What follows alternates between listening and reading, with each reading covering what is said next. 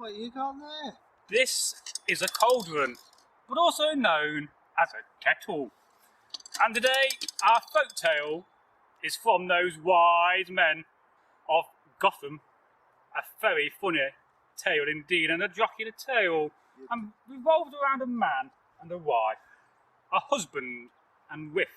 You know, if we ever go to Gotham, we're going to have to go in disguise, mate. Look, we're going as Vikings. I've promised already the channel we're doing a village tour. Hi there, it's Egil Thorsson and it's story time. Once again we go to that lovely place in the country called Gotham, and many stories have been said about them, and it's not really that they're being obnoxious, it's just a laugh, and I think the people of Gotham appreciate it.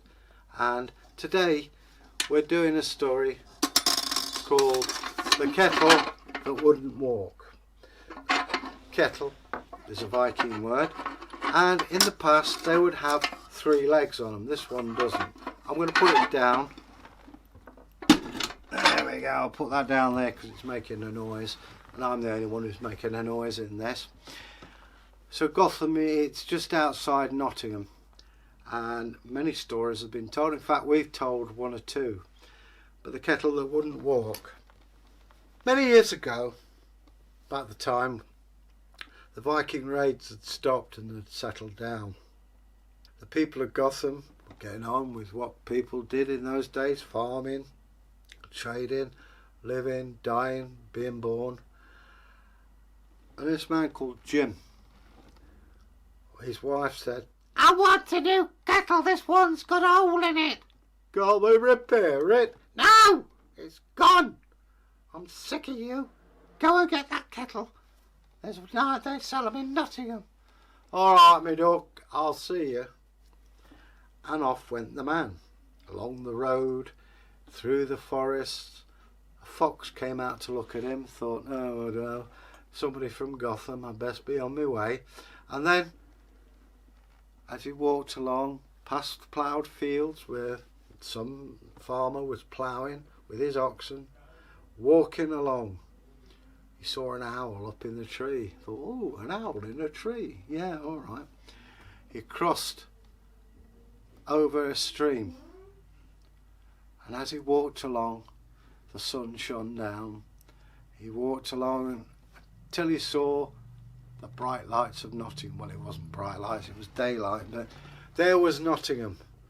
Now, not long apart from that, it used to be 2 little villages, one called Snotter and the other called Hammer. They joined together to form Snottingham, Nottingham, for those of you who would like to know. So, I wasn't being rude. Down into the marketplace he trogged, and there all people were, "Buy my apples. "If you want a basket, I'm your man." Cabbages, cabbages." Potatoes, oh, they didn't have potatoes, but you know, those kind of cries. "Barley, barley." "Who wants bread? Who wants..." It was deafening. And Jim walked along and he thought, "Oh, beads, I better buy some, see if my missus will cheer up." Not really, but there you go. He bought some beads, put them in his pouch, but he was on a bigger mission. He had to buy a cauldron with 3 legs. And he went through, he could buy nails, he could buy a saw, he could buy an adze, even a bell. And he thought, I could put that on my pussycat if I could catch it, but he couldn't, so he didn't. Until he came and saw the most beautiful 3-legged kettle he had ever seen. "How much is that?" "Ooh, gold piece?" "No, I'm not paying for that." "About silver penny." "Oh, come on, the man says, I've got to make a living." "Look, about 3. 1.5 silver pennies." "All right, 1.5 silver pennies it is. I think it's expensive." And he paid, and he carried this kettle. Now, one thing you'll notice about that deal, so I dovetail that in, is we talked about 1.5 silver pennies. Now, standard the ordinary, as the name would infer, a silver penny. So half a penny, you cut it in half. For a farthing or a farthing, you cut it, the half in half. Hence you have crosses on a lot of pennies, so you're able as a guideline. So there you go. The day was hot and the man walked along carrying this kettle, and it was heavy. These aren't light. And as he walked along, this kettle, oh, it's slim and heavy. I wouldn't mind, but it's got 3 legs. I've only got 2. And he carried it along, and he was grumping through the forest. It was a bit cooler in the forest because of the trees. And as he sat there, a squirrel talked to his mate. Yeah, I see old Grumpy's back, moaning about that kettle. I know, he's always the same. And the man walked through, and he came to the stream, the water. And he put the kettle down. Splash! Jim's fallen in the water, said the squirrel. And now I can see it. And he cooled down a bit. But the cool water put an idea in his head, and that's not good if you come from Gotham, mate, trust me. It's best to just go with the flow. I know, he said. I don't know why I never thought of this before. It's perfectly logical and simple. What's that? He said to himself. He's got a bit of a split personality. That kettle's got 3 legs. I've got 2. It should carry me. So he put down the kettle, sat in it, and waited. I've got all the time in the world. The kettle didn't answer. Come on, move it. The kettle didn't move. Oh, I get it, said the man. I'm obviously too heavy for it. Okay, kettle, I'll make my way home. You follow me. And off he went, whistling away. And he thought he was quite a clever spark. And he came to his house. Jim, where's my kettle? Oh, it's coming along later. It's got 3 legs. I've only got 2. And I thought, well, you know, it'll make its way. What? The kettle will make it, I don't know how to make it easier for you, my dear.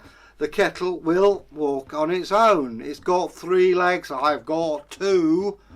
Oh, why did I marry you? You're so stupid. So, Ingrid? Yes, Mum. Your dad's crazy. I want you to go along the road to Nottingham and pick up that kettle. All right? Yes, Mummy dear. You're not getting any tea tonight. Oh, great, said Jim. That's fantastic. Anyway, he went out back and he got a loaf hidden because he'd had this happen before. And out went Ingrid. She found the kettle, picked it up and carried it back. His dad came out when Ingrid turned up and said, "Why'd you go and pick that kettle up?" Well, like you said, Daddy, it could walk here, but it could equally just walk back to Nottingham, so I thought I'd get it before it decided on that. Makes sense, my dear, said the dad. I'm so glad I have an intelligent daughter. And that, ladies and gentlemen, is how the 3-legged kettle got to Gotham. Now, I hope you enjoy that story. I enjoyed telling it. If you'd like to subscribe, press the old bar and bell. Maybe you'd like to leave us a comment. We'd love to hear your views, any ideas you may have, you know, because as I've said before, and I'll say it again, I think Bragi agrees with me, it's as much your channel as ours. And we are guided by what you think and say, you know, and it's always nice to connect with you. So all you got to do is press hashtag Fairytales or Folktales and we'll get back to you. It does take time, please be patient.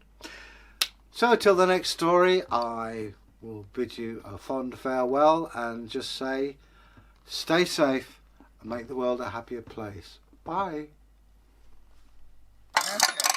Anyway, that's the end of this tale. We do hope you like it. And until the next time, we strangely meet again on this channel. It's goodbye from me. And it's goodbye from him. And it's goodbye from the Cauldron. Goodbye, Cauldron. Thank Goodbye. you for taking part in this fabulous tale.